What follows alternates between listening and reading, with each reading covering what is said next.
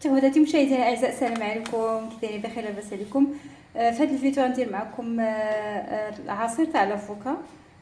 باش ندير نصاوب هذا العصير كنحتاج لافوكا كي شفتوا هنا قشرتها، وكنحتاج لواحد نصيص تاع الحامض وواحد البنانه قطعتها هكذا. المهم اللي بغى يدير جوج بنانات راه يقدر. وكندير التمر حتى هو كي تشوفوا هنايا التمر قطعته حيدت ليه العلفه. وكنحتاج نسيطرو تاع الحليب والا كان قليل كنعاود ثاني نزيد الماء باش سميتو، يعني نسيطرو الحليب هو اللي كندير. اذا بقاو معايا هنا باش تشوفوا المراحل. دابا غنشد هاد لافوكا غادي نقطعها هكذا باش نحيد العلفه تاعها هي الاولى.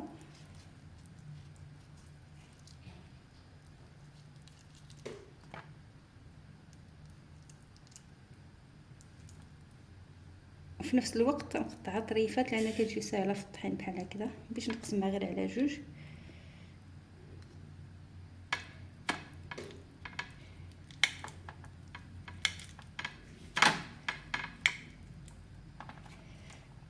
نقطع لافوكا هكذا نقطعهم بجوج.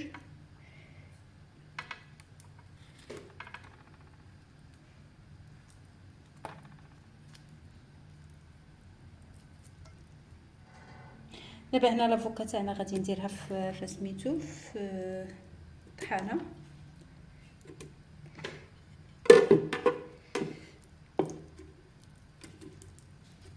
هكذا ندير معاها البنان والتمر تا هو. التمر تا هو على حسب الحلاوه، انا كندير السكر كندير التمر لانه كيعطي حلاوه. الا كان البنان والتمر السكر بلاش ما نديرو لان بزاف. غادي نزيد الحليب وعلى حسب الا بغى يكون جاري بزاف غادي يزيد الماء، اللي بغى هكذا. المهم كنطحن مزيان سميتو هكذا نديرو. كنعصر واحد شويه تاع الحامض هكذا، غير شويه ماشي بزاف باش يعطي داك حيت لافوكا كتبغي سميتو الحامض. لما درتيش الحامض كتكحل بزاف. اذا هذا هو سميتو. وبقاي معايا غادي نطحنها ونعطيكم النتيجه ديالها.